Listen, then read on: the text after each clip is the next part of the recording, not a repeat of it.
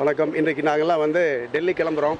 நாங்கள் எம்பிக்கள் எல்லாம் துணை ஜனாதிபதி தேர்தலுக்கு வாக்களிப்பதற்காக இன்றைக்கி டெல்லி எங்களுக்கு வர உத்தரவு. அதே போல் அந்த தேர்தல் எப்படி நடைபெறப் போகிறது, எப்படி வாக்களிக்க வேண்டும் என்று இன்றைக்கு ஒரு விளக்கம் கொடுக்க இருக்கிறார்கள்.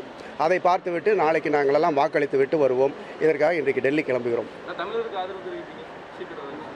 கண்டிப்பாக இந்திய கூட்டணிக்கு தான் கொடுப்போம். அவருக்கு எப்படி கொடுக்க முடியும்? எங்கள் கட்சி ஆமாம், தமிழர் தான். பட் தமிழ்நாட்டுக்கு மத்திய அரசு என்ன செய்திருக்கிறது இது வரைக்கும்? ஒரு தமிழருக்கு இந்த பதவி, அலங்கார பதவி கொடுத்ததுனால தமிழ்நாட்டுக்கு ஒரு திட்டம் கொடுக்காம ஒரு பதவியை கொடுத்து அதை யாருக்கும் பிரயோஜனம் இல்லாமல் ஒரு அலங்கார பதவியை கொடுக்கறதுனால இது ஊரை ஏமாற்றும் செயல். அவருக்கு வாழ்த்துக்கள். அதே சமயத்தில் தமிழ்நாட்டுக்கு எந்த பிரயோஜனமும் கிடையாது. அதிகமான எம்பி பிஜேபி சைடில் தானே இருக்குன்னா? ஆமாம், அவங்க மெஜாரிட்டி இருக்குது. பட் எங்களது போட்டி இருக்குது. எங்களுக்கும் சில ஓட்டுகள் அங்கிருந்து வரலாம் என்ற எதிர்பார்ப்பு இருக்கிறது அல்லவா? அதனால தான் நாங்கள் எங்கள் கேண்டிடேட் தலைவர் நாங்கள்லாம் இது கொடுத்துருக்கோம்.